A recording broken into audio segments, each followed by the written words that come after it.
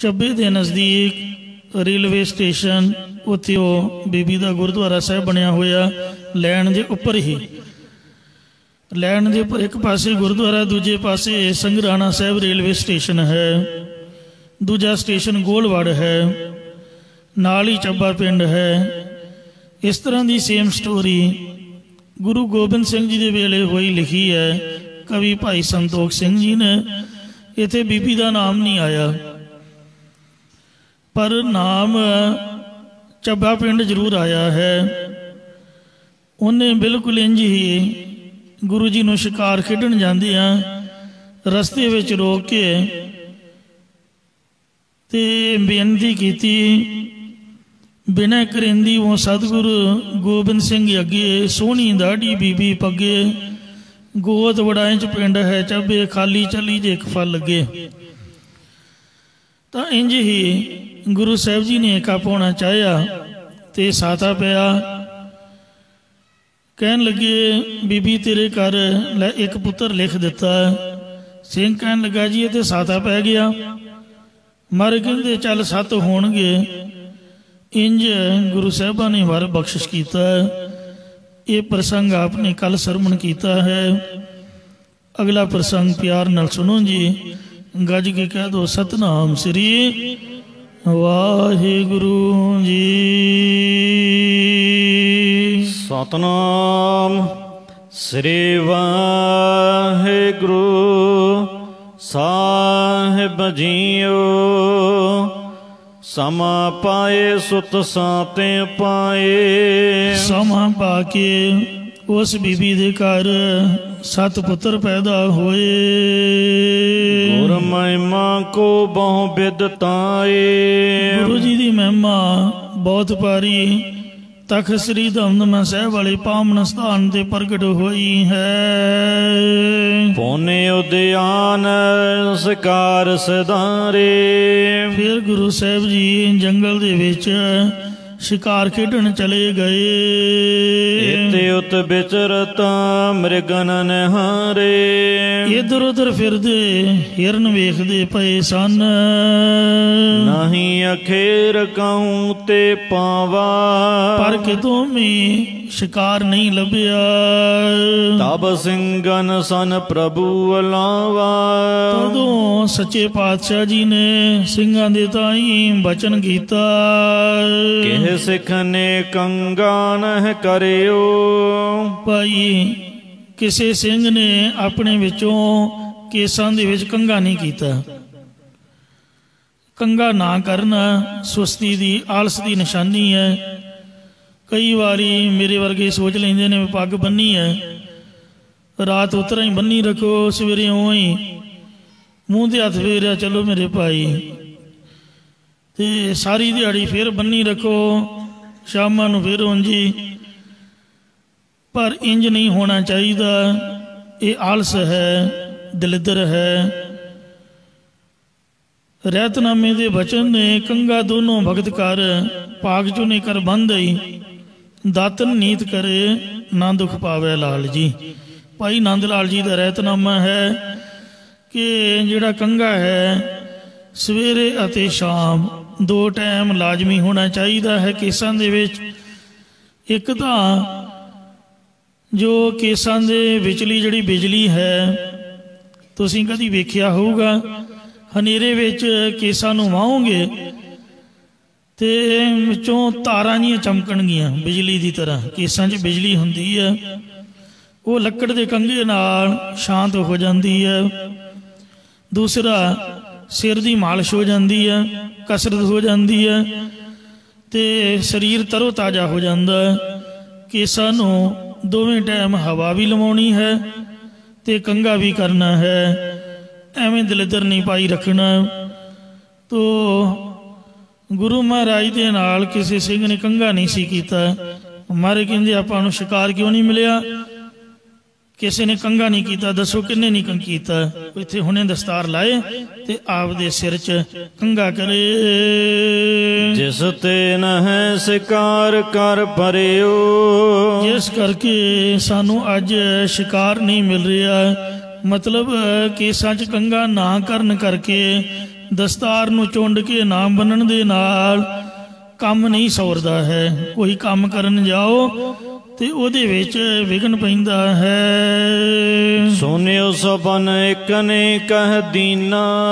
सारे कहंदे जी असी कंघा कीता है, पर विचों वो एक मेरे वर्गा बोल पिया, मैं कंगा केसन नह कीना।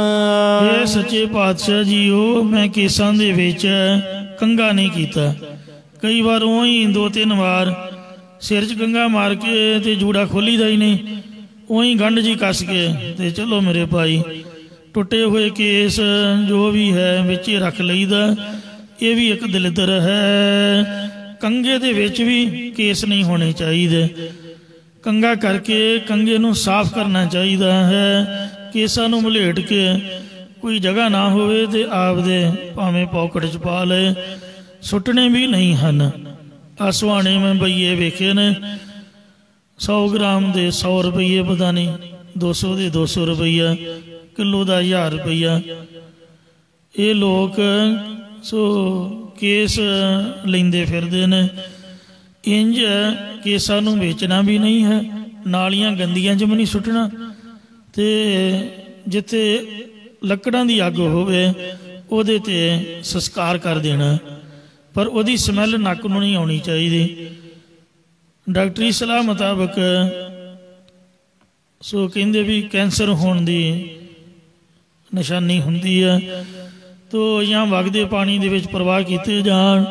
इंज सो जे संस्कार करना होवे तो उपर थोड़ा बहुत घ्यो पा के, ताकि इहो जी स्मैल ना आवे, या इस तरीके दे नाल वातावरण दूषित ना होवे, उंज सो संस्कार करना चाहिए। सुट्टने नहीं चाहिए हन। घरां दे विच कपड़े दियां गुथलियां ਜਾਂ ਗੱਤੇ ਦੇ ਡੱਬਿਆਂ ਦੇ ਵਿੱਚ ਉਹਨਾਂ ਨੂੰ ਪਾ ਕੇ ਜਮ੍ਹਾਂ ਕਰ ਦੇਣਾ ਚਾਹੀਦਾ। ਜਦੋਂ ਬਹੁਤੇ ਹੋ ਜਾਣ ਫਿਰ ਉਹਨਾਂ ਦੀ ਸੇਵਾ ਸੰਭਾਲ ਸੰਸਕਾਰ ਦੇ ਤੌਰ ਤੇ ਜਾਂ ਜਲ ਪ੍ਰਵਾਹ ਦੇ ਤੌਰ ਤੇ ਕੀਤੀ ਜਾਵੇ। ਹੁਕਮ ਕਰਿਓ ਅਬ ਵੀ ਕਰ ਲੀਜੈ। ਮਹਾਰਾਜ ਕਹਿੰਦੇ ਅਜੇ ਵੀ ਸਮਾਂ ਹੈ, ਤੂੰ ਇੱਥੇ ਬੈਠ ਤੇ ਦਸਤਾਰ ਉਤਾਰ। कई मेरे वर्गे खड़े खड़ोते ही कंघा करी जाणगे, ਉਹਦੇ ਨਾਲ केस टुट के भुंजे डिग पैंदे ने। चौंकड़ा मार के अगे बस्तर विछा के जिस तरह निहंग सिंह बड़े सत्कार दे नाल निक्के निक्के केस भी वो कपड़े दे विचों चुन लैंदे हन, ते एक दस्तार दा शब्द भी पढ़दे हन जो बुढ़ा दल दा सुंदर गुटका साहिब है, ਉਹਦੇ 'ਚ दुमाले दा शब्द लिखिया होया है। मैं ये भाव लैंदा हाँ भई तैयारी करदे हाँ आपां तां जदों सानूं पता नहीं सी हुंदा जपजी साहिब पढ़ी जाना, फिर कई बार ये विचार हुंदी संगत च भी नितनेम अपना चंगी तरह बैठ के तैयार हो के गुटके तो वेख के सुख शांति ना करो। तो इसलिए जे नितनेम टिका दे नाल करना बाद विच तां दमाले वाला शब्द मतलब समा व्यर्थ ना जावे। हुण जिन्ने 10 मीटर की या 12 मीटर की एक निहंग सिंह साहब वो पता नहीं 80-80 किलो अपना मीटर की दस्तार, 35-35 40-40 किलो की दस्तार। हुण फतेहगढ़ साहब दर्शन करन गए, उत्थे वो मिले सन। एडी वड्डी दस्तार बन्नदे काफ़ी चिर लग जाता, वो टाइम किते व्यर्थ ना जावे, इसलिए उन्होंने पक्के ही शब्द रखे हुए ने भी जद भी दस्तार बननी है समा व्यर्थ ना जावे, तैयारी करदे आ। क्योंकि कबीर जी ने लिखिया है, जे सिर रच रच बांधत पाग, सो सिर चुंच सवार है काग, इस तन तन को क्या गिर भैया, राम नाम काहे ना दृढ़िया। मतलब जिहड़ा नाम नहीं जपदा आपदी तैयारी फ्यारी दे विच टाइम गवा दिंदा। कलगीधर जी ये नहीं भी दस्तार सजाउणी नहीं है, वधिया तो वधिया वध तो वध टाइम ला के महाराज पौंडा साहब दस्तार जिहड़ा सोहनी सजाउंदा उहनूं इनाम दिया करते सन उत्थे पौंडा साहब जमुना के कंढे ते जदों भी तैयारी करनी है तैयारी करदे हैं दस्तार आदि सजाउंदियां होया दमाले का शब्द या चौबई साहब या जपजी साहब का पाठ किया जाए ਜਾਂ ਕੁਛ ਵੀ ਨਹੀਂ ਤਾਂ ਸਤਿਨਾਮ ਵਾਹਿਗੁਰੂ ਮੂਲ ਮੰਤਰ ਇਉਂ ਆਪਾਂ ਸਮਾਂ ਸਫਲ ਕਰ ਸਕਦੇ ਹਾਂ। ਮਹਾਰਾਜ ਕਹਿੰਦੇ ਵੀ ਹੁਣ ਵੀ ਤੂੰ ਕੰਗਾ ਕਰ ਭਾਈ ਗੁਰਮੁਖ।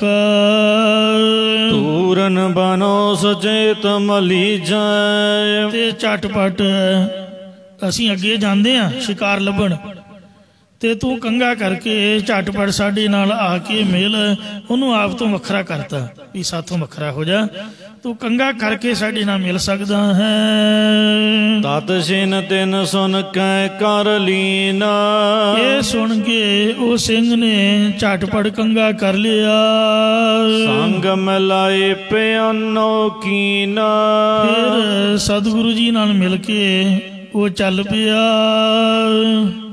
ਪੁੰਨ ਉਦਿਆਨ ਬਿਖ ਜਬ ਫੇਰੇ। ਫਿਰ ਜਦ ਸਾਬੋ ਕੀ ਤਲਵੰਡੀ ਦੇ ਆਸ-ਪਾਸ ਜੰਗਲ ਦੇ ਵਿੱਚ ਗਏ। ਬਿਖ ਸ਼ਿਕਾਰ ਕੁਮਾਰਨ ਕਾਰੇ। ਸ਼ਿਕਾਰ ਲੱਭ ਗਿਆ, ਵੇਖ ਕੇ ਉਹਨੂੰ ਮਾਰਨਾ ਕੀਤਾ।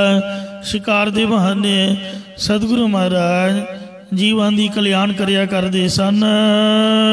ਆਟੇ ਗੁ ਪ੍ਰਭੂ ਸਭ ਕੋ ਸਮਝਾਇਓ। ਸਤਿਗੁਰੂ ਜੀ ਜਦ ਫਿਰ ਵਾਪਸ ਮੁੜ ਕੇ ਆਏ ਤੇ ਸਾਰਿਆਂ ਨੂੰ ਸਮਝਾਇਆ। ਸਿੰਘਨ ਕੋ ਐਸੇ ਬਨਿਆਇਓ। ਇਹ ਗੁਰਮੁਖ ਪਿਆਰਿਓ, ਸਿੰਘਾਂ ਨੂੰ ਇਸ ਪ੍ਰਕਾਰ ਹੀ ਕਰਨਾ ਬਣਦਾ ਹੈ। ਹੋਏ ਸੁਚੇਤ ਸਕਲ ਪ੍ਰਕਾਰੇ। ਸਿੱਖ ਨੂੰ ਸਭ ਪ੍ਰਕਾਰ ਸੁਚੇਤ ਰਹਿਣਾ ਚਾਹੀਦਾ ਹੈ। ਵਿਆਹਾਂ ਸ਼ਾਦੀਆਂ ਤੇ ਜਾਈਦਾ ਸੀ, ਇੱਕੋ ਹੀ ਕੰਘੀ ਲਿਆ ਭੈਣਾ ਮੈਂ ਆਪਦੇ ਮੁੰਡੇ ਦੇ ਸਿਰ 'ਚ ਕਰਨੀ, ਲਿਆ ਬੀਬੀ ਇੱਕੋ ਹੀ ਕੰਘੀ ਚਾਰ ਸਵੇਰੇ ਘੁੰਮੀ ਜਾਣੀ, ਉਹਦੇ 'ਚ ਓਂ ਹੀ ਗੰਦ ਮੰਦ ਜਿਹਾ।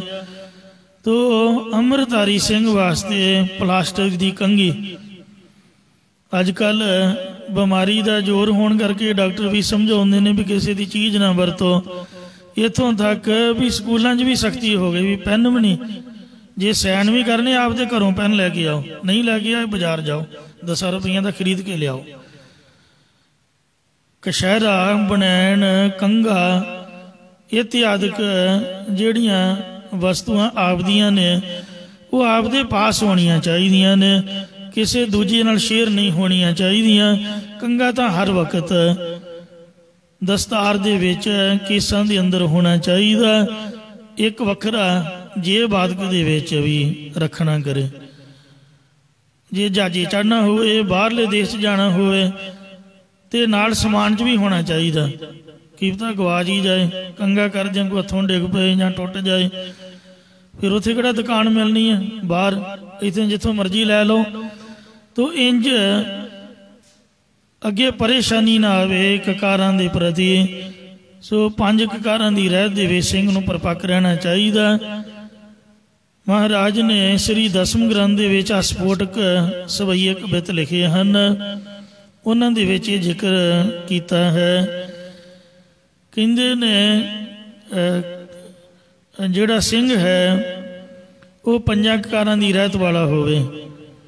ਸੋ ਕੰਗਾ ਕੜਾ ਕਾਰ ਦੋ ਕਸ਼ ਬਿਨਾ, ਬਿਲਾਂ ਕੇਸ ਹੇਚ ਅਸਤ ਜੁਮਲੇ ਨਿਸ਼ਾ, ਹੁੱਕਾ ਹਜਾਮਤ ਹਲਾਲੋ ਹਰਾਮ, ਬਾਰਿਸ਼ੇ ਹਿਨਾ ਕਰਦਰੂ ਸਿਆਫਾਮ।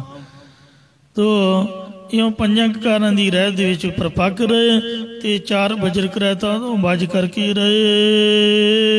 ਝਾੜਨ ਸਮੇਂ ਅਰਦਾਸ ਉਚਾਰੇ। ਹਰ ਵਕਤ ਦੋਨੇ ਟਾਈਮ ਸੋ ਕੇਸਾਂ 'ਚ ਕੰਘਾ ਕਰਕੇ ਦਸਤਾਰ ਸਜਾਈ ਹੋਵੇ ਤੇ ਜਦੋਂ ਵੀ ਚੜ੍ਹਾਈ ਕਰਨੀ ਹੈ ਅਰਦਾਸਾ ਸੋਧ ਕੇ ਚੜ੍ਹਨਾ ਕਰੇ ਤਾਂ ਗੁਰੂ ਮਹਾਰਾਜ ਗੁਰ ਮੇਰੇ ਸੰਗ ਸਦਾ ਹੈ ਨਾਲੇ, ਸਿਮਰ ਸਿਮਰ ਤੇ ਸਦਾ ਸੰਭਾਲੇ। ਗੁਰੂ ਸਾਹਿਬ ਅੰਗ ਸੰਗ ਸਹਾਈ ਹੁੰਦੇ ਹਨ, ਕਿਉਂਕਿ ਪਾਤਸ਼ਾਹ ਜੀ ਦਾ ਬਚਨ ਹੈ ਸਿੱਖ ਪੰਚਨ ਮੈਂ ਮੇਰੋ ਵਸ, ਜੋ ਹਮਰੀ ਪੁਨ ਰਹਿਤ ਸੋ ਰਾਖੈ, ਗੁਰਬਾਣੀ ਰਸ ਨੇ ਤੁਠ ਚਾਖੈ, ਮੈਂ ਤਾਂ ਕੇ ਸਦ ਰਹੋ ਸਹਾਇਕ, ਦੁਖ ਬਿਗਨ ਸਗਲੇ ਤਿਨ ਘਾਇਕ। ਕਾਰਜ ਸਰਬ ਸਿੱਧ ਹੋਏ ਜਾਤੇ। ਜੇ ਤੁਸੀਂ ਆਪਣੇ ਕੇਸਾਂ ਨੂੰ ਚੰਗੀ ਤਰ੍ਹਾਂ ਸਵਾਰ ਕੇ ਕੰਘਾ ਕਰਕੇ ਦਸਤਾਰ ਸਜਾ ਕੇ ਘਰੋਂ ਅਰਦਾਸਾ ਸੋਧ ਕੇ ਚੱਲੋਗੇ ਤਾਂ ਮਹਾਰਾਜ ਤੁਹਾਡੇ ਸਾਰੇ ਕੰਮ ਸਵਾਰ ਦੇਵੇਗਾ। ਮੈਂ ਦੋਨੋਂ ਬਿਨ ਕਹੂੰ ਪ੍ਰਿਆਤੇ, ਇੱਕ ਕੰਗੇ ਤੋਂ ਬਗੈਰ ਘਰੋਂ ਨਾ ਤੁਰੇ ਤੇ ਦੂਜਾ ਅਰਦਾਸ ਕਰਨ ਤੋਂ ਬਗੈਰ ਇੱਕ ਵੀ ਕਦਮ ਆਪਦੇ ਘਰ ਤੋਂ ਬਾਹਰ ਨਾ ਪੁੱਟੇ। ਦੋ ਗੱਲਾਂ ਲਾਜ਼ਮੀ ਯਾਦ ਰੱਖੇ, ਜਦ ਵੀ ਘਰੋਂ ਬਾਹਰ ਜਾਣਾ ਹੈ ਤਾਂ ਕੇਸਾਂ 'ਚ ਕੰਘਾ ਕਰਕੇ ਤੇ ਦਸਤਾਰ ਸਜਾ ਕੇ ਨਿਕਲਣਾ, ਪੂਰੀ ਦਸਤਾਰ। ਰੱਬ ਨਾ ਕਰੇ ਕੋਈ ਸਾਈਕਲ ਸਕੂਟਰ ਸੱਜੇ ਖੱਬੇ ਕੋਈ ਹੋ ਜਾਏ ਤੇ ਦਸਤਾਰ ਤਾਂ ਸਜਾਈ ਹੋਣੀ ਚਾਹੀਦੀ ਹੋਈ ਆ। ਨੰਗੇ ਸਿਰ ਤਾਂ ਉਵੇਂ ਬੰਦਾ ਚੰਗਾ ਨਹੀਂ ਲੱਗਦਾ। ਪੁਲਿਸ ਵਾਲੇ ਵੀ ਇੱਕ ਵਾਰ ਮੈਂ ਡਰਦਿਆਂ ਮਾਰਿਆ ਬ੍ਰੇਕ ਮਾਰਦੀ, ਚੰਗੇ 10-12 ਖੜੇ ਸੀ ਮੋੜ ਤੇ, ਰੋਕਿਆ ਨਹੀਂ। ਕਹਿੰਦੇ ਹਾਂਜੀ, ਮੈਂ ਕਿਹਾ ਲੰਘ ਜੀ, ਹੱਥ ਜੋੜ ਕੇ ਕਹਿੰਦੇ ਤੁਹਾਨੂੰ ਕੌਣ ਰੋਕਦਾ। ਆਪਾਂ ਤਾਂ ਭਈਆਂ ਲਈ ਖੜੇ ਆ, ਟੋਪੀਆਂ ਵਾਲਿਆਂ ਲਈ, ਜਿਹੜੇ ਹੈਲਮਟ ਨਹੀਂ ਪਾਉਂਦੇ। ਤੁਸੀਂ ਤਾਂ ਦਸਤਾਰ ਸਜਾਈ ਹੈ, ਚੰਡੀਗੜ੍ਹ ਦੀ ਪੁਲਿਸ। ਸੋ ਹੈ ਤਾਂ ਬੜੀ ਸਖਤੀ, ਪਰ ਬਿਨਾਂ ਕਾਰਨ ਤੋਂ ਕਿਸੇ ਨੂੰ ਕੁਛ ਨਹੀਂ ਕਹਿੰਦੇ ਜਿੰਨਾ ਚਿਰ ਗਲਤੀ ਨਾ ਹੋਏ। ਤੋ ਇਸ ਵਾਸਤੇ ਇਹ ਹਮੇਸ਼ਾ ਹੀ ਸਿੰਘ ਦਾ, ਸੋ ਗੁਰੂ ਮਹਾਰਾਜ ਜੀ ਨੇ ਇਹ ਤਾਜ ਬਖਸ਼ਿਸ਼ ਕੀਤਾ ਹੈ। ਦਸਤਾਰ ਭਾਵੇਂ ਛੋਟੀ ਹੈ ਜਾਂ ਵੱਡੀ ਹੈ, ਬੰਨੀ ਤਾਂ ਘੱਟ ਤੋਂ ਘੱਟ 5-6 ਮੀਟਰ ਚਾਹੀਦੀ। ਜੇ ਛੋਟੀ ਵੀ ਹੈ ਤਾਂ ਵੀ ਨਹੀਂ ਕੋਈ ਰੋਕੂਗਾ। ਤੋ ਇਸ ਵਾਸਤੇ ਅਰਦਾਸ ਵੀ ਹੋਣੀ ਚਾਹੀਦੀ ਹੈ। ਥਿਰ ਕਰ ਬੈਸੋ ਹਰ ਜਨ ਪਿਆਰੇ, ਸਤਿਗੁਰ ਤੁਮਰੇ ਕਾਜ ਸਵਾਰੇ। ਸੁਣ ਕੈ ਸੀਖਾ ਸਭ ਹਨ ਹੋ ਮਾਨੀ, ਇਹ ਸੁਣ ਕੇ ਸਾਰੇ ਸਿੱਖਾਂ ਨੇ ਸਤਿਗੁਰੂ ਮਹਾਰਾਜ ਜੀ ਦੀ ਸਿੱਖਿਆ ਨੂੰ ਮੰਨ ਲਿਆ। ਜਥਾ ਆਪ ਸਿਰ ਬਦਨ ਬਖਾਨੀ, ਜਿਸ ਤਰ੍ਹਾਂ ਮਹਾਰਾਜ ਆਪ ਕਹਿੰਦੇ ਹੋ, 7 ਬਚਨ ਹੈ ਜੀ। ਆਏ ਬਿਰਾਜੇ ਸਤਿਗੁਰ ਡੇਰੇ, ਸਤਿਗੁਰੂ ਮਹਾਰਾਜ ਫਿਰ ਡੇਰੇ ਵਿੱਚ ਆਣ ਕੇ ਬਿਰਾਜਮਾਨ ਹੋਏ ਹਨ। ਨਿਸਾਂ ਬਿਤਾਏ ਸਥਿਰੇ ਸਵੇਰੇ, ਰਾਤ ਬਤੀਤ ਕਰਕੇ ਤੇ ਸਵੇਰੇ ਗੁਰੂ ਜੀ ਸਥਿਰ ਹੋਏ। ਬੈਠਿਓ ਨਿਕਟ ਖਾਲਸਾ ਆਏ, ਖਾਲਸਾ ਸਾਹਿਬਾਂ ਦੇ ਨੇੜੇ ਆ ਕੇ ਬੈਠਿਆ ਹੈ। ਦਰਸੈ ਸੰਗਤ ਫਲ ਕੋ ਪਾਏ, ਸੰਗਤ ਦਰਸ਼ਨ ਕਰਕੇ ਮਨ ਚ ਫਲ ਪ੍ਰਾਪਤ ਕਰਦੀ ਹੈ। ਤਦ ਸੋ ਦੀਰਘ ਘਟ ਕੋ ਭਰਿਓ, ਇੱਕ ਸਿੱਖ ਨੇ ਦਹੀਂ ਦਾ ਇੱਕ ਵੱਡਾ ਘੜਾ ਭਰਿਆ, ਲੈ ਕੇ ਆਨ ਦਰਸ ਕੋ ਕਰਿਓ, ਤੇ ਲਿਆ ਕੇ ਗੁਰੂ ਜੀ ਦੇ ਅੱਗੇ ਰੱਖ ਕੇ ਮਹਾਰਾਜ ਨੂੰ ਨਮਸਕਾਰ ਕੀਤੀ, ਦਰਸ਼ਨ ਕੀਤੇ। ਭੋਜਨ ਕੀਨਾ ਬਸੈ ਕਿਸ ਗ੍ਰਾਮੋ, ਸਤਿਗੁਰੂ ਜੀ ਮਹਾਰਾਜ ਨੇ ਪੁੱਛਿਆ ਕਿ ਭਾਈ ਸਿੱਖਾ ਤੂੰ ਕਿਸ ਪਿੰਡ ਦੇ ਵਿੱਚ ਨਿਵਾਸ ਰੱਖਦਾ ਹੈ। ਤੋਹੇ ਪਿਤਾ ਅਰ ਤੁਵ ਕਿਆ ਨਾਮੋ, ਤੇਰੇ ਪਿਤਾ ਦਾ ਤੇ ਤੇਰਾ ਕੀ ਨਾਮ ਹੈ। ਸ੍ਰੀ ਗੁਰ ਤੇ ਸੁਨ ਸਕਲ ਬਤਾਈ, ਉਹਨੇ ਗੁਰੂ ਜੀ ਦੇ ਪਾਸੋਂ ਸੁਣ ਕੇ ਸਾਰੀ ਗੱਲ ਦੱਸ ਦਿੱਤੀ। ਮੋੜ ਗ੍ਰਾਮ ਮਹਿ ਬਸੋਂ ਗੁਸਾਈ, ਇਹ ਸੱਚੇ ਪਾਤਸ਼ਾਹ ਮੈਂ ਮੋੜ ਪਿੰਡ ਦੇ ਵਿੱਚ ਰਹਿੰਦਾ ਹਾਂ। ਪਿਤਾ ਭੀਮ ਤੇ ਮੈਂ ਸੁਤ ਭਇਓ, ਮੇਰੇ ਪਿਓ ਦਾ ਨਾਮ ਹੈ ਭੀਮ ਤੇ ਉਹਨਾਂ ਦਾ ਮੈਂ ਸੁਪੁੱਤਰ ਹਾਂ। ਦਲਪਤ ਮੋਹਿ ਨਾਮ ਧਰ ਦਇਓ, ਉਹਨਾਂ ਨੇ ਮੇਰਾ ਨਾਮ ਦਲਪਤ ਰੱਖਿਆ। ਜਿਹੜੇ ਰਾਤ ਨੂੰ ਪਾਠੀ ਸਿੰਘਾਂ ਨੂੰ ਪ੍ਰਸ਼ਾਦ ਪਾਣੀ ਦੀ ਸੇਵਾ ਕਰਦੇ ਲਾਂਗਰੀ ਬਜ਼ੁਰਗ ਗੁਰਮੁਖ, ਉਹ ਮੌੜ ਪਿੰਡ ਦੇ ਨੇ। ਬਠਿੰਡੇ ਜ਼ਿਲ੍ਹੇ ਦੇ ਵਿੱਚ ਇਹ ਮੌੜ ਪਿੰਡ ਹੈ। ਭੇ ਪਰਸਨ ਕਦ ਹੇਰ ਬਿਸਾਲਾ, ਉਸ ਦਾ ਵੱਡਾ ਡੀਲ ਡੋਲ ਤੇ ਕੱਦ ਵੇਖ ਕੇ ਗੁਰੂ ਜੀ ਬਹੁਤ ਜ਼ਿਆਦਾ ਪ੍ਰਸੰਨ ਹੋਏ।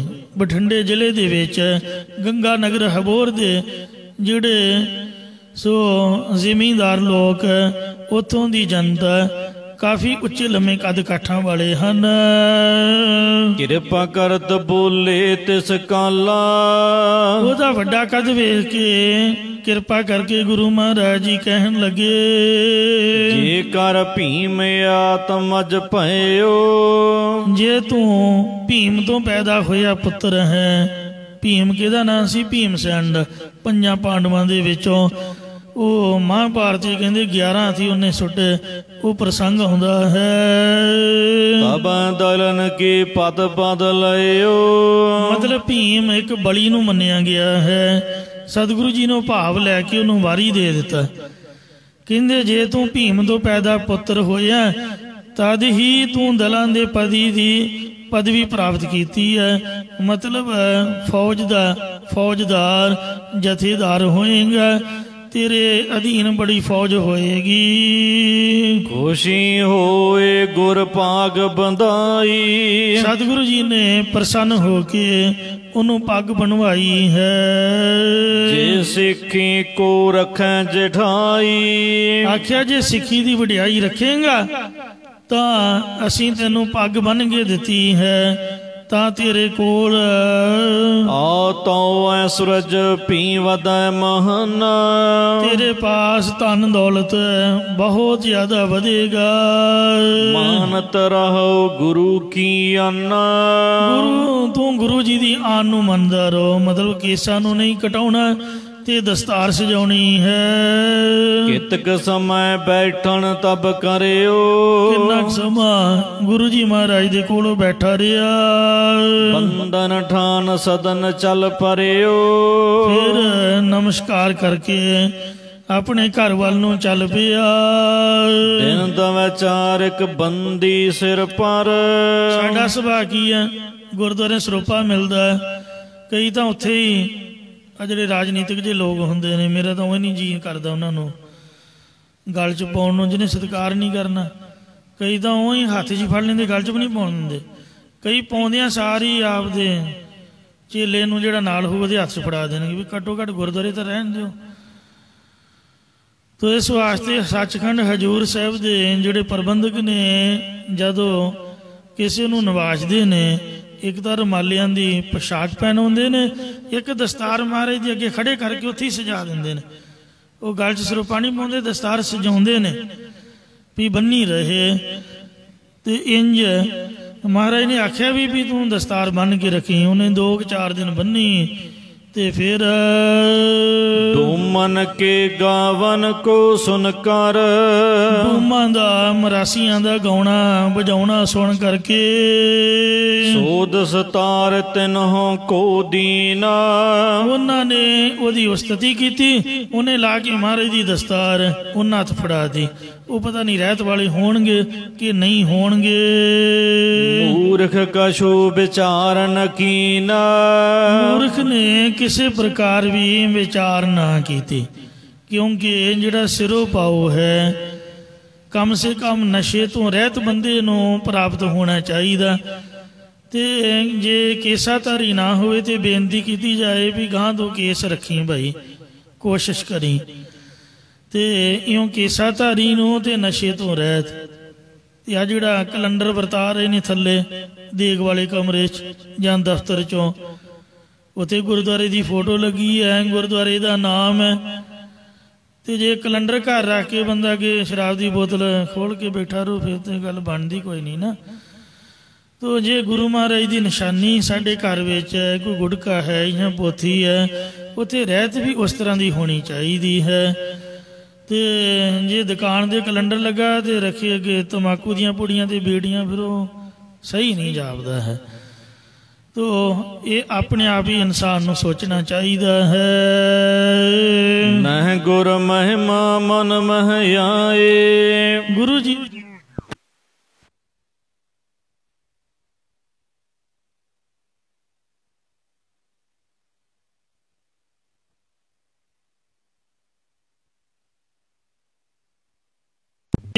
ਖਾਲੀ ਰਹਿਓ ਖੁਸ਼ੀ ਕੋ ਪਾਏ। ਦੇਖੋ ਸਤਿਗੁਰੂ ਮਹਾਰਾਜ ਜੀ ਨੂੰ ਦਹੀਂ ਦਾ ਘੜਾ ਭੇਟਾ ਕੀਤਾ ਤੇ ਦਹੀਂ ਦੇ ਘੜੇ ਬਦਲੇ ਗੁਰੂ ਜੀ ਦੀ ਖੁਸ਼ੀ ਲਈ, ਖੁਸ਼ੀ ਦੇ ਰੂਪ ਦੇ ਵਿੱਚ ਮਹਾਰਾਜ ਨੇ ਦਸਤਾਰ ਬਣਾਈ ਤੇ ਖੁਸ਼ੀ ਉਹਦੇ ਕੋਲ ਸਾਂਭੀ ਨਹੀਂ ਗਈ। ਮਹਾਰਾਜ ਨੇ ਭਰ ਦਿੱਤਾ ਵੀ ਇਹਨੂੰ ਬੰਨ ਕੇ ਰੱਖਣਾ ਹੈ। ਉਹ ਲਾ ਕੇ ਤੇ ਮਰਾਸੀਆਂ ਨੂੰ ਦੇ ਦਿੱਤੀ ਜਿਨ੍ਹਾਂ ਦੀ ਰਹਿਤ ਕੋਈ ਨਹੀਂ ਸੀਗੀ।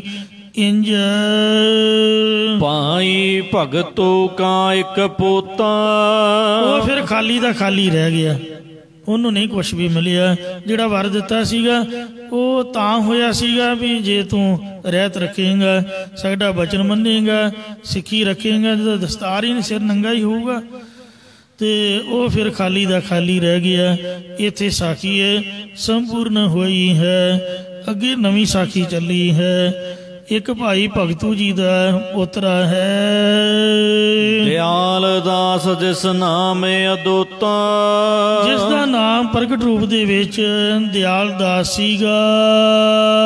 ਪੁੱਛੋ ਗ੍ਰਾਮ ਵਿਖੇ ਤੈ ਗਇਓ, ਉਹ ਪੁੱਛੋ ਪਿੰਡ ਤੋਂ ਚੱਲ ਕੇ ਗਿਆ।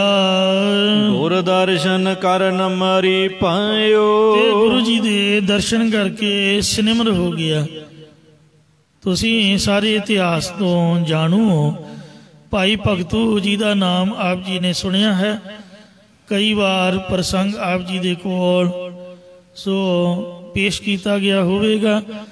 ਚੌਥੇ ਪਾਤਸ਼ਾਹ ਸਤਿਗੁਰੂ ਰਾਮਦਾਸ ਜੀ ਦੇ ਵੇਲੇ ਦੀ ਇਹ ਸਾਖੀ ਹੈ, ਜਿਸ ਵਕਤ ਕਿ ਜੋ ਭਾਈ ਭਗਤੂ ਜੀ ਦੇ ਪਿਤਾ ਜੀ ਸਨ ਤੇ ਇਹਨਾਂ ਦੀ ਮਾਤਾ ਜੀ ਸੀ। ਇਹਨਾਂ ਦੇ ਘਰ ਕੋਈ ਔਲਾਦ ਨਾ ਹੋਣ ਕਰਕੇ ਜਿਨ੍ਹਾਂ ਦਾ ਨਾਂ ਸੀ ਭਾਈ ਆਦਮ, ਤੇ ਦੋਨੇ ਪਤੀ ਸਤੀ ਅੰਮ੍ਰਿਤਸਰ ਗਏ ਸੀਗੇ। 6 ਮਹੀਨੇ ਲੱਕੜਾਂ ਢੋਣ ਦੀ ਸੇਵਾ ਕੀਤੀ ਸੀ। ਇੱਕ ਪੰਡ ਲੰਗਰ 'ਚ ਤੇ ਇੱਕ ਪੰਡ ਵੱਖਰੀ ਰੱਖਦੇ ਸੀ। ਫਿਰ ਬਰਸਾਤ ਦੇ ਦਿਨਾਂ 'ਚ ਠੰਡ ਆਦਿਕ ਦੇ ਵਿੱਚ ਜਦੋਂ ਬਾਲਣ ਗਿੱਲਾ ਹੋ ਗਿਆ, ਉਦੋਂ ਨਾਲੇ ਤਾਂ ਲੰਗਰ ਦੇ ਵਿੱਚ ਭੇਟਾ ਕੀਤੀ।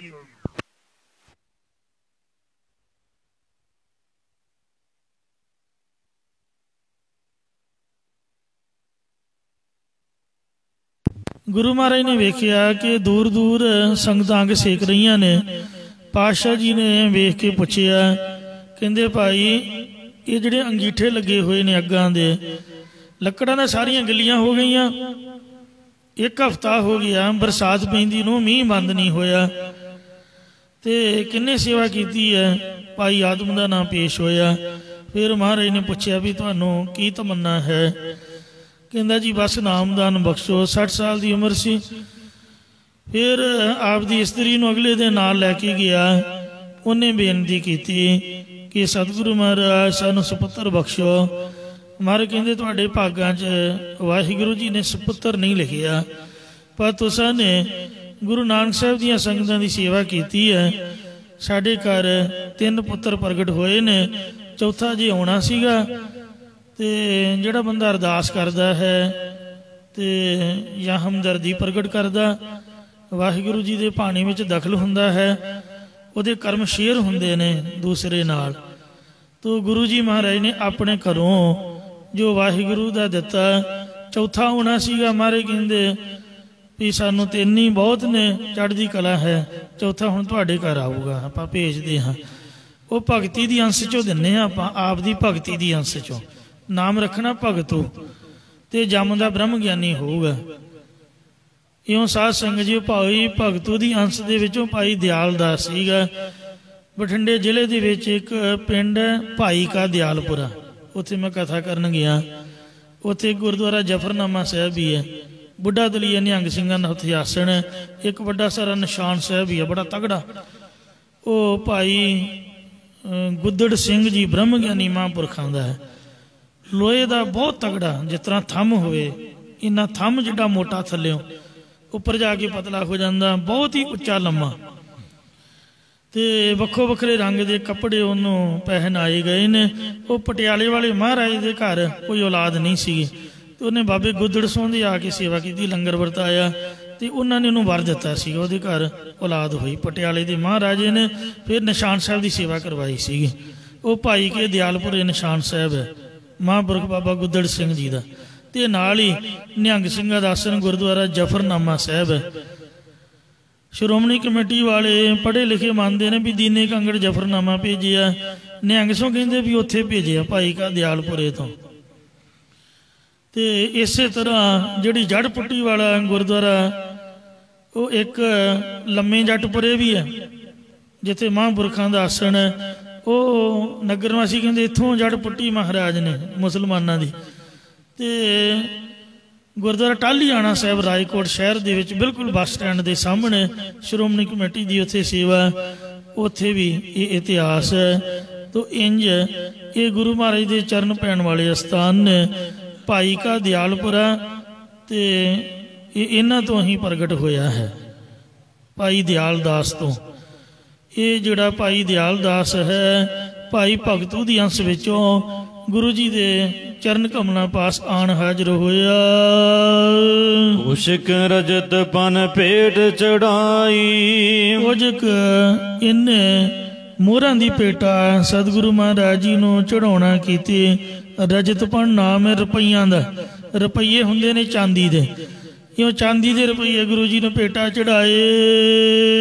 ਦਿਆਲ ਬੈਠਿਓ ਸ੍ਰੀ ਪ੍ਰਭ ਦ੍ਰਿਸ਼ਟ ਚਲਾਈ, ਜਦ ਬੈਠਿਆ ਆਣ ਕੇ ਤੇ ਗੁਰੂ ਜੀ ਨੇ ਇਹਦੇ ਵੱਲ ਨਿਗਾਹ ਮਾਰੀ। ਸ੍ਰੀ ਮੁਖ ਤੇ ਫੁਰਮਾਨ ਬਖਾਨਾ, ਗੁਰੂ ਸਾਹਿਬ ਜੀ ਨੇ ਆਪਣੇ ਸੁਭਾਈ ਮਨ ਮੁਖ ਤੋਂ ਫਰਮਾਇਆ। ਦਿਆਲ ਸਿੰਘ ਅਬ ਕਰਹੁ ਪਰਮਾਨਾ, ਦਿਆਲ ਸਿੰਘ ਹੁਣੇ ਨਾਮ ਮੰਨਣਾ ਕਰੋ। ਕੰਡੇ ਕੀ ਪਾਹਲ ਸੁਬਤਾਰੋ, ਮਤਲਬ ਜਿਹੜੇ ਆ ਰਾਮ ਪਿਆਰੀ, ਸ਼ਾਮ ਪਿਆਰੀ, ਫਲਾਣਾ ਦਾਸ ਜੀ, ਫਲਾਣਾ ਰਾਮ, ਇਸ ਤਰ੍ਹਾਂ ਦੇ ਨਾਂ ਨਹੀਂ ਹੁਣ ਗੁਰਦੁਆਰੇ ਆਪਾਂ ਚੱਲਣ ਦਿੱਤੇ। ਆਪਾਂ ਅੰਮ੍ਰਿਤ ਛਕਾ ਕੇ ਸਿੰਘ ਬਣਾਏ ਨੇ। ਤੂੰ ਦਿਆਲ ਦਾਸ ਨਾ ਰਹੋ ਤੇ ਵੀਰ ਬਣ ਕੇ ਖੰਡੇ ਦੀ ਪੌਲ ਛਕ ਕੇ ਤੇ ਸਿੰਘ ਨਾਮ ਆਪਦਾ ਰੱਖਣਾ ਕਰ। ਮਮੀ ਸਿੰਘ ਵੇਖ ਸਜਿਆ, ਠੀਕ ਹੈ ਤੂੰ ਭਾਈ ਭਗਤੂ ਦਾ ਪੁੱਤਰਾ ਹੈ, ਗੁਰੂ ਘਰ ਦਾ ਸ਼ਰਧਾਲੂ ਹੈ, ਤੇ ਪਰ ਹੁਣ ਆਪਾਂ ਮਰਿਆਦਾ ਬਣਾ ਦਿੱਤੀ ਹੈ ਤੇ ਅੰਮ੍ਰਿਤ ਛਕ ਤੇ ਭਾਈ ਦਿਆਲ ਸਿੰਘ ਬਣ। ਬਨਹੁ ਖਾਲਸਾ ਭਰਮ ਨਿਵਾਰਹੁ, ਇਹਦੇ ਵਿੱਚ ਕੋਈ ਸ਼ੰਕਾ ਸ਼ੁਦਾ ਜਾਂ ਭਰਮ ਨਹੀਂ ਹੋਣਾ ਚਾਹੀਦਾ। ਖਾਲਸਾ ਤਿਆਰ ਤਿਆਰ ਹੋਵੋ, ਕਿਉਂਕਿ ਸਿੱਖ ਤਾਂ ਉਹੀ ਹੈ ਜਿਹੜਾ ਗੁਰੂ ਜੀ ਦਾ ਬਚਨ ਮੰਨੇ। ਕਈ ਕਹਿੰਦੇ ਸਾਨੂੰ ਕੀ ਕਿਰਪਾਨ ਦੀ ਪਾਉਣ ਦੀ ਲੋੜ ਹੈ ਜੀ, ਆਪਾਂ ਤਾਂ ਬੁੱਢੇ ਹੋ ਗਏ ਜੀ। ਫਿਰ ਕੀ ਹੋਇਆ, ਬੁੱਢੇ ਹੋ ਗਏ। ਤੇ ਬਾਬਾ ਬੁੱਢਾ ਸਾਹਿਬ ਜੀ ਵੇਖੋ ਕਿੰਨੇ ਬਜ਼ੁਰਗ ਸੀਗੇ। ਛੇਵੇਂ ਪਾਤਸ਼ਾਹ ਉਹਨਾਂ ਦੇ ਵਰ ਨਾਲ ਹੋਏ। ਜਦ ਛੇਵੇਂ ਪਾਤਸ਼ਾਹ ਨੇ ਦੋ ਤਲਵਾਰੀ ਬੰਧੀਆਂ, ਇੱਕ ਮੀਰੀ ਦੀ, ਇੱਕ ਪੀਰ ਦੀ, ਇੱਕ ਅਜ਼ਮਤ ਦੀ, ਇੱਕ ਰਾਜ ਦੀ, ਇੱਕ ਰਾਖੀ ਕਰੇ ਵਜ਼ੀਰ ਦੀ। ਕਿਰਪਾਨ ਗੁਰੂ ਗੋਬਿੰਦ ਸਿੰਘ ਨੇ ਨਹੀਂ ਪਵਾਈ, ਗੁਰੂ ਹਰਗੋਬਿੰਦ ਸਾਹਿਬ ਨੇ ਪਵਾਈਆਂ ਨੇ। ਗੱਜ ਕੇ ਕਹੋ ਸਤਨਾਮ ਸ੍ਰੀ ਵਾਹਿਗੁਰੂ। ਸ਼ਾਇਦ ਤੁਹਾਨੂੰ ਨਾ ਪਤਾ ਹੋਵੇ, ਇਤਿਹਾਸ ਤੁਸੀਂ ਪੜ੍ਹ ਕੇ ਵੇਖ ਲਓ। ਕਿਰਪਾਨਾਂ ਛੇਵੇਂ ਪਾਤਸ਼ਾਹ ਨੇ ਪਵਾਤੀਆਂ ਸੀਗੀਆਂ। ਗੁਰੂ ਗੋਬਿੰਦ ਸਿੰਘ ਨੇ ਕੋਈ ਵੱਖਰੀ ਮਰਜ਼ਾਦਾ ਨਹੀਂ ਤੋਰੀ। ਅੰਮ੍ਰਿਤ ਵੀ ਪਹਿਲਾਂ ਹੀ ਸੀਗਾ, ਇਹ ਨਹੀਂ ਵੀ ਮਹਾਰਾਜ ਨੇ ਕੋਈ ਵੱਖਰਾ ਆਪਦਾ ਬਣਾਇਆ ਘਰੋਂ ਹੀ।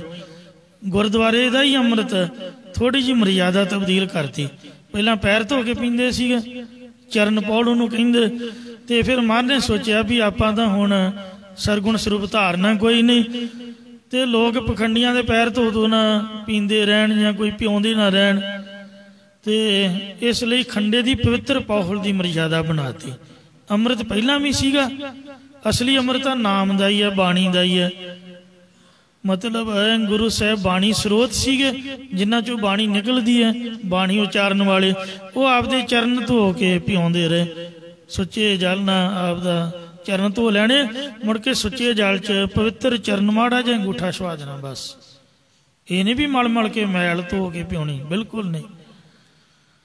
ਚਰਨਾਂ ਨੂੰ ਚੰਗੀ ਤਰ੍ਹਾਂ ਧੋ ਕੇ ਸਾਫ਼ ਕਰ ਲੈਣਾ ਤੇ ਪਵਿੱਤਰ ਜਲ ਮੰਗਾ ਕੇ ਥੋੜਾ ਜਿਹਾ ਅੰਗੂਠਾ ਵਿੱਚ ਛਵਾਉਣਾ, ਤੇ ਉਹਨੂੰ ਖੰਡੇ ਦੀ ਪੌਲ ਕਹਿੰਦੇ ਸੀਗੇ। ਫਿਰ ਗੁਰੂ ਮਹਾਰਾਜ ਨੇ ਦੀਰਘ ਸੋਚ ਬਣਾਉਂਦਿਆਂ ਹੋਇਆ ਸਾਧ ਸੰਗਤ ਜੀ, ਚਰਨ ਪੌਲ ਤੋਂ ਖੰਡੇ ਦੀ ਪੌਲ ਦੀ ਮਰਜ਼ਾਦਾ ਉਹ ਵੀ ਤਾਂ ਬਣਦੀ ਹੈ ਜੇ 5 ਬਾਣੀਆਂ ਦਾ ਪਾਠ ਕੀਤਾ ਜਾਏ। ਤੋ ਕਿਰਪਾਨਾਂ ਗੁਰੂ ਹਰਗੋਬਿੰਦ ਸਾਹਿਬ ਨੇ ਪਵਾਈਆਂ। ਬਾਬਾ ਬੁੱਢਾ ਜੀ ਨੂੰ ਆਖਿਆ, ਬਾਬਾ ਜੀ ਵੀ ਤੁਸੀਂ ਵੀ ਕਿਰਪਾਨ ਪਾਓ। ਕਹਿੰਦੇ 7 ਵਜਨ ਲਿਆਓ ਦੋ। ਤੋ ਮਹਾਰਾਜ ਦਾ ਬਚਨ ਮੰਨ ਕੇ ਬਾਬੇ ਬੁੱਢੇ ਨੇ ਵੀ ਕਿਰਪਾਨ ਪਾਈ। ਸ੍ਰੀ ਗੁਰੂ ਤੇਗ ਬਹਾਦਰ ਜੀ ਦੀ ਵੇਖੋ ਬਾਣੀ ਕਿੰਨੀ ਸ਼ਾਂਤਮਈ ਹੈ, ਹਿਰਦਾ ਠੰਡਾ ਠਾਰ ਹੋ ਜਾਂਦਾ। ਸਾਹਿਬਾਂ ਨੇ ਕਦੀ ਹੱਸਿਆ ਵੀ ਨਹੀਂ ਹੋਊਗਾ ਜ਼ਿੰਦਗੀ ਦੇ ਵਿੱਚ, ਗਿਣਤੀ ਦਾ ਹੱਸਿਆ ਹੋਊਗਾ। ਬੋਲਦੇ ਵੀ ਬਹੁਤ ਘੱਟ ਸੀਗੇ, ਗੁੱਸੇ ਵਿੱਚ ਤਾਂ ਕੀ ਆਉਣਾ। ਕਿਰਪਾਨ ਵੀਰਸ ਦੀ ਨਿਸ਼ਾਨੀ ਮੰਨੀ ਹੈ ਨਾ। ਪਰ ਨਾਮ ਵੀ ਗੁਰੂ ਤੇਗ ਬਹਾਦਰ ਸਾਹਿਬ ਤੇ ਤੇਗ ਦੇ ਧਨੀ ਵੀ ਸੀਗੇ। ਗਾਤਰੇ 3.5 ਫੁੱਟੀ ਕਿਰਪਾਨ ਗੁਰੂ ਤੇਗ ਬਹਾਦਰ ਜੀ ਵੀ ਰੱਖਦੇ ਰਹੇ। ਔਰ ਕਰਤਾਰਪੁਰ ਦੀ ਜੰਗ ਵਿੱਚ ਉਹਨਾਂ ਪੂਰਾ ਪੂਰਾ ਹਿੱਸਾ ਲਿਆ, ਸੇਵਾ ਕੀਤੀ। ਇਉਂ ਸਾਰੇ ਗੁਰੂ ਸਾਹਿਬ, ਗੁਰੂ ਹਾਰੇ ਸਾਹਿਬ ਦੇ ਵੀ ਕਿਰਪਾਨ ਪਾਈ ਹੁੰਦੀ ਸੀਗੀ, ਤੁਸੀਂ ਦੱਸੋ। ਕਲਗੀ ਵੀ ਹੁੰਦੀ ਸੀ, ਕਿਰਪਾਨ ਵੀ ਹੁੰਦੀ ਸੀਗੀ, ਫੌਜ ਵੀ ਸੀਗੀ। ਗੁਰੂ ਤੇਗ ਬਹਾਦਰ ਮਹਾਰਾਜ ਦੇ ਵੀ ਕਿਰਪਾਨ ਸੀਗੀ। ਤੇ ਦਸਮ ਗ੍ਰੰਥ 'ਚ ਕਲਗੀਧਰ ਨੇ ਪੱਕਾ ਹੀ ਲਿਖਤਾ, ਕਿਰਪਾਨ ਪਾਣ ਧਾਰੀ ਕਰੋੜ ਪਾਪ ਟਾਰੀਆਂ। ਕਿਰਪਾਨ ਭਾਈ ਹੱਥ 'ਚ ਪਕੜ ਨਾਲ ਕਰੋੜਾਂ ਪਾਪ ਉਤਰਦੇ ਨੇ। ਸਰਬਲੋ ਦੀ ਕਿਰਪਾਨ ਭੂਤਾ ਪ੍ਰੇਤਾ ਤੋਂ ਵੀ, ਅਵਗਤ ਰੂਹਾਂ ਤੋਂ ਵੀ ਰੱਖਿਆ ਕਰਦੀ ਹੈ। ਤੇ ਉਹ ਚਾਚਾ ਮੇਰਾ ਸੀਗਾ MC ਦੇ ਵਿੱਚ ਟਿਊਬਵੈੱਲ 'ਤੇ ਡਿਊਟੀ ਲੱਗ ਗਈ ਇਲੈਕਟ੍ਰੀਕਲ ਦਾ। ਮੇਰਾ ਵੀ ਫੀਲਡ ਉਹੀ ਆ, ਉਹਦਾ ਵੀ ਉਹੀ ਸੀਗਾ। ਉਹ ਮੜੀਆਂ 'ਚ ਟੈਂਕੀ ਬਣੀ ਹੋਈ। ਉਹਨੇ ਘਰ ਆ ਕੇ ਦੱਸਿਆ ਵੀ ਮੈਨੂੰ ਤਾਂ ਰਾਤ ਕੁਝ ਹੋਰ ਹੀ ਦਿਖਦਾ, ਲਾਟ ਜੀ ਦੇਖਦੀ, ਮੈਨੂੰ ਤਾਂ ਡਰ ਆਉਂਦਾ। ਰਾਤ ਦੀ ਡਿਊਟੀ, ਨਾ ਕੋਈ ਬੰਦਾ ਨਾ ਪਰਿੰਦਾ ਉੱਥੇ, ਇਕੱਲੇ ਡਿਊਟੀ ਨਿਭਾਉਣੀ ਪੈਣੀ ਹੈ। ਨੌਕਰੀ ਕਰੂਗੀ ਨਾ ਬੰਦਾ, ਤੇ ਫਿਰ ਸਫਲਤਾ ਕਿਵੇਂ ਮਿਲੂਗੀ। ਤੇ ਉਹਨੂੰ ਫਿਰ ਮੇਰੀ ਮਾਂ ਨੇ ਆਖਿਆ ਵੀ ਆ ਕਿਰਪਾਨ ਲੈ ਜਾ, ਤੇ ਪੁੱਤ ਕੀਰਤਨ ਸੁਲਾ ਪੜ੍ਹ ਕੇ ਤੇ ਕਿਰਪਾਨ ਸਰਾਣੇ ਰੱਖ ਕੇ ਤੇ ਫਿਰ ਬਰਾਜਿਆ ਕਰ। ਕਿਰਪਾਨ ਆਪਦੇ ਹੱਥ 'ਚ ਰੱਖੀ ਰਾਤ ਨੂੰ। ਮੁੜ ਕੇ ਨਹੀਂ ਕਹਿੰਦਾ ਡਰ ਲੱਗਾ। ਫਿਰ ਤਾਂ ਅੰਮ੍ਰਿਤ ਹੀ ਛਕ ਲਿਆ। ਗੁਰੂ ਸਾਹਿਬ ਦੀ ਕਿਰਪਾ ਹੋਈ ਤਾਂ ਬੜੀ ਤਰੱਕੀ ਹੋਈ। ਤਰਨ ਤਾਰਨ ਸ਼ਹਿਰ ਦੀ ਗੱਲ, ਉਹ ਅਜੇ ਵੀ ਟੈਂਕੀ ਉੱਥੇ ਬਣੀ ਹੋਈ ਹੈ ਮੜੀਆਂ ਦੇ ਵਿੱਚ। ਤੇ ਇਸ ਵਾਸਤੇ ਆ ਜਿਹੜੀਆਂ ਕਲੋਨੀਆਂ ਕਲਾਨੀਆਂ ਪੁੱਡਾਂ ਨੇ ਕੱਟੀਆਂ ਨੇ, ਸੁਹਾਣੇ ਦੀਆਂ ਮੜੀਆਂ 'ਚ ਕਈ ਕੋਠੀਆਂ ਨੇ, ਉੱਥੇ ਬੰਦਾ ਕੀ ਕਰੂਗਾ।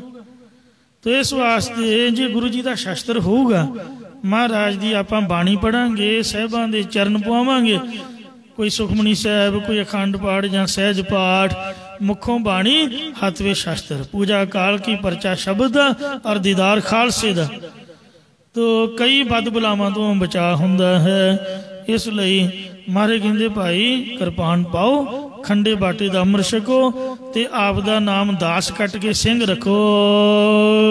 ਕੇਸ ਕਾਸ਼ ਕੀ ਰਹਿਤ ਰਗੀਜੈ, ਸਿਰ ਉੱਪਰ ਕੇਸ ਧਾਰਨ ਕਰੋ ਤੇ ਤੇੜ ਕਸ਼ਹਿਰਾ ਰੇਬਦਾਰ ਪਹਿਨਣਾ ਕਰੋ। ਪੰਜਾਂ ਘਰਾਂ ਦੀ ਰਹਿਤ ਦੇ ਵਿੱਚ ਪ੍ਰਪੱਕ ਹੋਵੋ। ਮੀਨ ਮਸੰਦ ਮੇਲ ਨ ਕੀਜੈ, ਪੰਜਾਂ ਨਾਲ ਮੇਲ ਨਹੀਂ ਕਰਨਾ, ਪੰਜਾਂ ਦਾ ਵਸਾ ਨਹੀਂ ਕਰਨਾ। ਨੜੀ ਮਾਰ ਕੁੜੀ ਮਾਰ ਸਿਰ ਗੁੰਮ ਤੇ ਮੋਨੇ ਤੇ ਮੀਣੇ ਮਸੰਦ ਰਾਮ ਰਹੀਏ ਤੇ ਗੰਗੂ ਸ਼ਹੀਏ। ਤੋ ਪੰਜਾਂ ਦਾ ਮੇਲ ਨਹੀਂ, ਪੰਜਾਂ ਦਾ ਵਿਸਾਹ ਨਹੀਂ ਕਰਨਾ ਹੈ। ਸ਼ਾਸਤਰਨ ਕੋ ਨਿਸ ਦਿਨ ਤਨ ਧਰੀਆ ਹੈ, ਦਿਨ ਰਾਤ ਸ਼ਸਤਰਾਂ ਨੂੰ ਆਪਦੇ ਸਰੀਰ ਤੇ ਧਾਰਨ ਕਰਕੇ ਰੱਖਣਾ ਹੈ।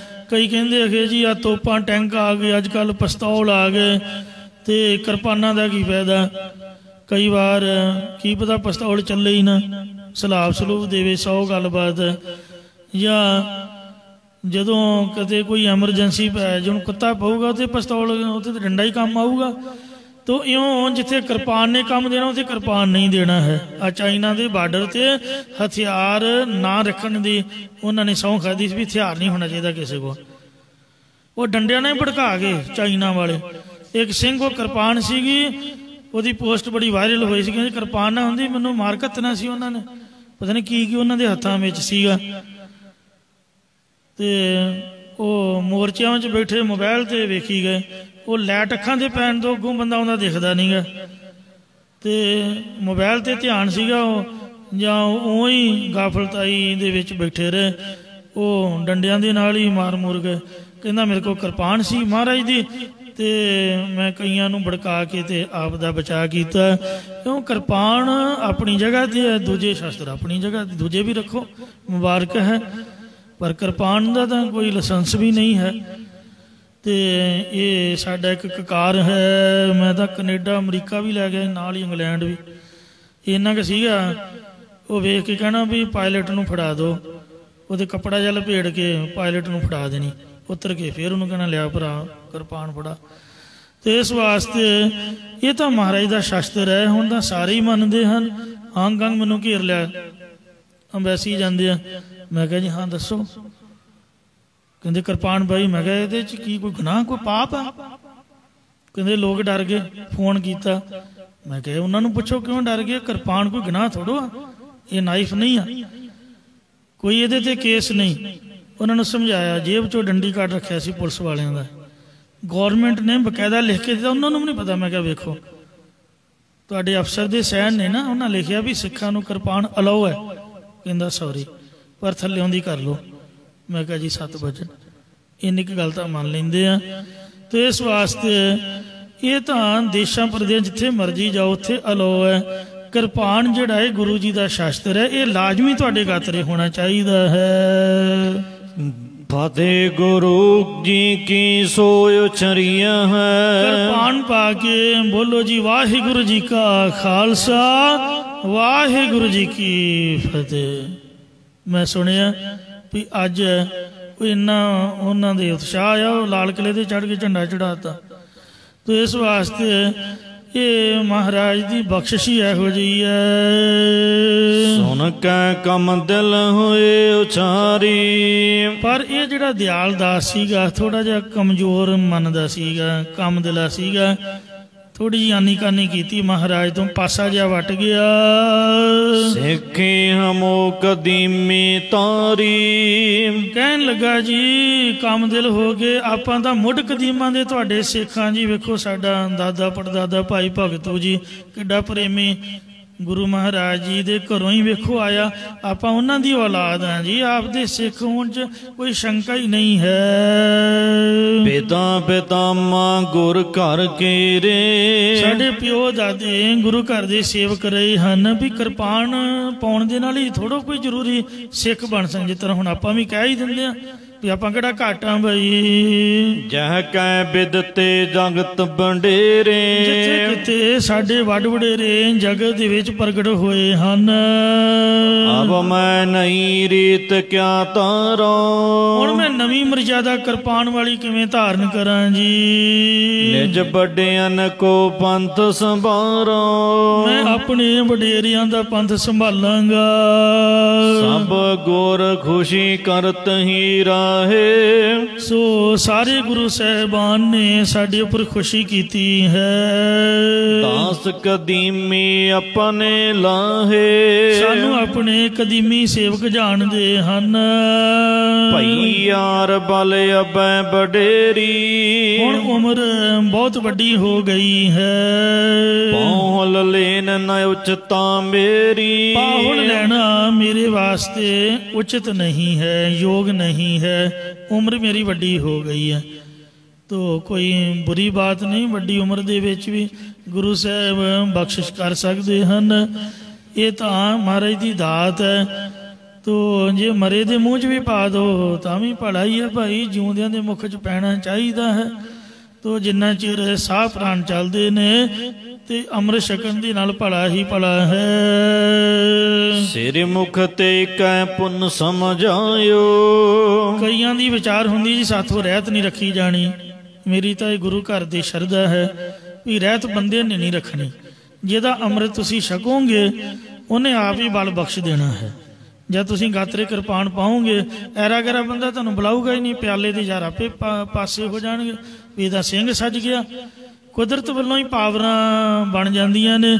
ਮਹਾਰਾਜ ਆਪਣੇ ਆਪ ਹੀ ਰਹਿਤ ਰਖਾ ਦਿੰਦਾ। ਯਤਨ ਤਾਂ ਕਰੀਏ, ਗੁਰੂ ਸਾਹਿਬ ਦਾ ਬਲ ਮਿਲਦਾ ਹੈ, ਸ਼ਕਤੀ ਮਿਲਦੀ ਹੈ। ਇਸ ਵਾਸਤੇ ਗੁਰੂ ਸਾਹਿਬ ਤੇ ਸ਼ਰਧਾ ਹੋਣੀ ਚਾਹੀਦੀ ਹੈ। ਜੇ ਉਮਰ ਵੱਡੀ ਹੈ ਤੇ ਮਹਾਰਾਜ ਦੇ ਚਰਨਾਂ 'ਚ ਬੇਨਤੀ ਕਰੀਏ, ਮਹਾਰਾਜ ਬਲ ਬਖਸ਼ਿਸ਼ ਕਰਨ। ਸੁਭਾਏ ਮਨ ਮੁਖ ਤੋਂ ਕਹਿ ਕੇ ਮਹਾਰਾਜ ਨੇ ਸਮਝਾਇਆ। ਅਮਨੇ ਉੱਤਮ ਪੰਥ ਚਲਾਇਓ।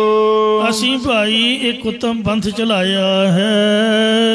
ਲੋਕ ਪਰਲੋਕ ਬਿਖੈ ਸੁਖਦਾਇਕ। ਜਿਹੜਾ ਲੋਕ ਪਰਲੋਕ ਦੇ ਵਿੱਚ ਸੁਖਦਾਇਕ ਹੈ। ਰਾਜ ਤੇਜ ਜੁਤ ਹਮਾਰੇ ਪਕਾਇਕ। ਤੇ ਵੈਰੀਆਂ ਨੂੰ ਮਾਰ ਕੇ ਰਾਜ ਤੇਜ ਸਹਿਤ ਹੋਵੇਗਾ। ਇਸ ਜਹਾਜ਼ ਪਰ ਚੜ ਹੈ ਜੋ ਆਏ। ਇਹ ਜਹਾਜ਼ ਦੇ ਉੱਪਰ ਜਿਹੜਾ ਵੀ ਆ ਕੇ ਚੜੇਗਾ ਕੀਟੀ ਤੇ ਗਯੰਦ ਬਣ ਜਾਏ। ਉਹ ਕੀੜੀ ਤੋਂ ਹਾਥੀ ਬਣ ਜਾਵੇਗਾ। ਹਾਥੀਆਂ ਦਾ ਰਾਜਾ ਬੱਬਰ ਸ਼ੇਰ ਬਣ ਜਾਵੇਗਾ। ਜਿਵੇਂ ਵੇਖੋ ਭਾਈ ਬਚਿੱਤਰ ਸਿੰਘ ਗਠਵੇਂ ਸਰੀਰ ਵਾਲਾ, ਛੋਟੇ ਕੱਦ ਵਾਲਾ ਸੀਗਾ।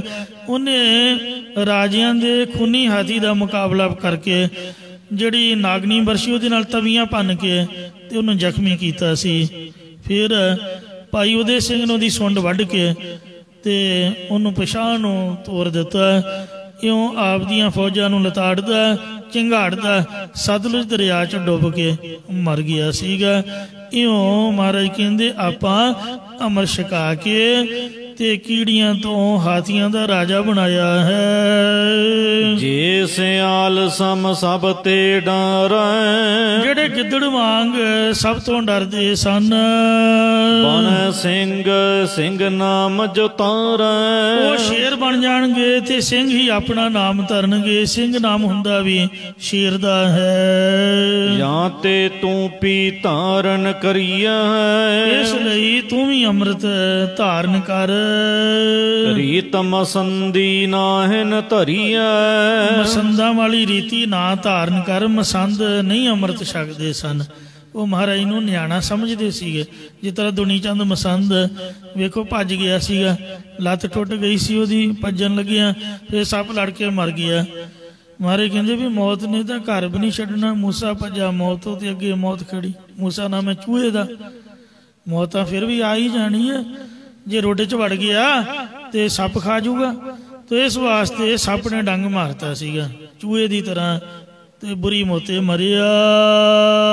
ਮਹਾਰਾਜ ਕਹਿੰਦੇ ਮਸੰਦ ਨਹੀਂ ਬਣੀਦਾ, ਸਿੰਘ ਬਣੀਦਾ ਮਹਾਰਾਜ ਦਾ। ਤੋ ਇਸ ਵਾਸਤੇ ਬਹਾਦਰੀ ਵਾਲਾ ਕੋਈ ਕਾਰਨਾਮਾ ਕਰੋ।